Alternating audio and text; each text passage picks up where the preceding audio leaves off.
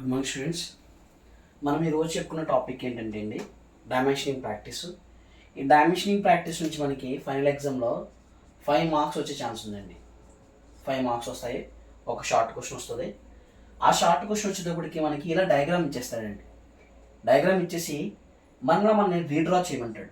So ఎలా అడుగుతాడంటే question redraw and dimensioning. Question redraw చేయాలి, దానికి డైమెన్షనింగ్ ఇవ్వాలి. ఈ డైమెన్షనింగ్ ఇచ్చేటప్పుడు మనం చూడాల్సిన ఏంటంటే అండి, ఈ క్వశ్చన్లో చాలా మిస్టేక్స్ ఉంటాయి అన్నమాట. సో కొన్ని చోట్ల మిస్టేక్స్ ఉంటాయండి.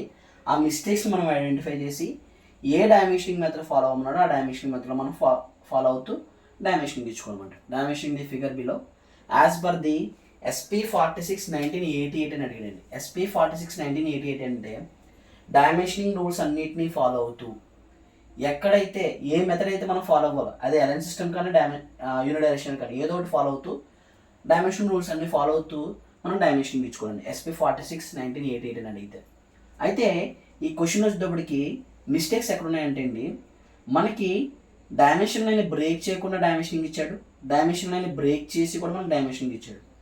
దీన్ని 2 సిస్టమ్లు అంటారు. ఫస్ట్ది డైమెన్షన్ లైన్ బ్రేక్ చేయకుండా డైమెన్షన్ లైన్ పైన ఇచ్చాడు కాబట్టి ఇలాగా దీన్ని అలైన్ సిస్టమ్ అంటామండి. అలైన్ సిస్టమ్ అంటాము. డైమెన్షన్ లైన్ ఏదైతే ఉందో దాన్ని బ్రేక్ చేసుకుంటూ మనము డైమెన్షనింగ్ ఇచ్చాము, దాన్ని ఏమంటామంటే అండి యూనిడైరెక్షనల్ అంటాం. అంటే ఈ క్వశ్చన్లో అలైన్ సిస్టమ్ ఫాలో అయ్యాడు, at the same time unidirectional కూడా ఫాలో అయ్యాడు. మనము రెండింటిని ఫాలో అవ్వకుండా ఏదో ఒక మెథడ్లో మాత్రమే ఫాలో అవుతూ, ఏదో ఒక సిస్టమ్ మాత్రమే ఫాలో అవుతూ ఆ సిస్టంలో మనం డైమెన్షనింగ్ ఇచ్చుకోవాలి. తర్వాత ఇంకో మిస్టేక్ ఏంటంటే అండి, ముందు సింబల్ వచ్చి తర్వాత వాల్యూ రావాలి. 15 డయా అని ఇచ్చాడు, కానీ ఇప్పుడు కూడా ముందు డయామీటర్ సింబల్ ముందు వచ్చి తర్వాత వాల్యూ అనేది రావాలి. ఇక్కడ అలా ఇవ్వడం లేదనమాట. సో ఈ మిస్టేక్స్ ఇలాగ మనకి మిస్టేక్స్ వచ్చినప్పుడు ఆ మిస్టేక్స్ని మనం ఐడెంటిఫై చేసి క్వశ్చన్ మనం రీడ్రా చేయాలండి. సో ఓవరాల్గా చూసుకుంటే లెంత్ వచ్చేటప్పటికి 80 mm ఇచ్చాడండి, హైట్ వచ్చేటప్పటికి 40 mm ఇచ్చాడు. ఇక్కడేమో 30 mm అన్నాడు, ఇది 20 mm అన్నాడు. 30 + 20 50 mm. 80లోంచి 50 mm తీసేస్తే ఇంకెంత ఉంటుందండి, 30 mm ఉంటుంది. అగైన్ హైట్ వచ్చేటప్పటికి 40 mm. 40 mm ఇది 15 అన్నాడండి. తర్వాత 40 mm ఇక్కడ 25 పోయింది, అప్పుడు ఇంకెంత ఉంటుందండి, 40లోంచి 25 పోతే ఈ హైట్ మనకి ఎక్కడ ఇవ్వలేదండి. సో 40లోంచి 25 పోతే 15 mm కాబట్టి అది మనం తీసుకోవాలన్నమాట. తర్వాత సర్కిల్ యొక్క పొజిషన్ ఇచ్చేయండి. ఇక్కడ నుంచి ఈ కార్నర్ పాయింట్ నుంచి 15 mm, ఈ కార్నర్ పాయింట్ నుంచి 15 mm వదిలేసి 2 సెంటర్ లైన్స్ కట్ చేసి దానికి డయామీటర్ 15 mm పెట్టేసి మనం ఏం చేయాలంటే అండి సర్కిల్ అనేది డ్రా చేయమంట. ఆ క్వశ్చన్ ఎలా డ్రా చేయాలో చూద్దామండి. సో ముందుగా మనం ఏం చేస్తామంటే అండి 30 mm ఇచ్చింది కాబట్టి 30 mmతో లైన్ డ్రా చేస్తాను, ఒక హారిజంటల్ లైన్. అగైన్ పైకి ఎంత అండి, ఈ పాయింట్ నుంచి ఈ పాయింట్కి ఎంత అంటే అండి, ఓవరాల్గా ఈ పాయింట్ నుంచి ఈ పాయింట్ వరకు 40 mm. మరి ఈ 40 mmలో 25 mm పోయిందంటే అండి మిగిలిపోయింది ఈ హైటే కదండి, ఈ హైటే కదా మిగులుతుంది. ఆ హైట్ ఎంత అంటే అండి 15 mm పైకి డ్రా చేసుకుంటాను. డ్రా చేసుకున్న తర్వాత 15 mm పైకి డ్రా చేసుకుంటానండి. డ్రా చేసుకున్న తర్వాత ఇది ఎంత ఇచ్చాడు, 20 mm ఇచ్చాడు. సో 20 mmతో డ్రా చేసానండి. మరలా అగైన్ ఎంత అండి 15 mm. ఓకే, మరలా అగైన్ ఎంత అండి, ఇదేమో 15 mm ఇచ్చాడు. తర్వాత మళ్ళీ మనకి ఇది ఎంత అంటే అండి 30 mm అండి.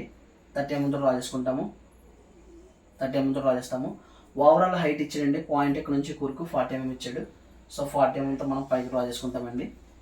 ఈ విధంగా 40 mmతో మనం హైట్ డ్రా చేసుకుంటాము. డ్రా చేసుకున్న తర్వాత ఇది వచ్చేటప్పటికి 80 mm కదండి. చూడండి ఈ పాయింట్ నుంచి ఈ పాయింట్ వరకు ఎంత అంటే అండి 80 mm. 80 mm డ్రా చేసాము. మరలాగే ఇక్కడ ఏం చేస్తామంటే అండి 40 mmతో లైన్ డ్రా చేసుకుంటాం.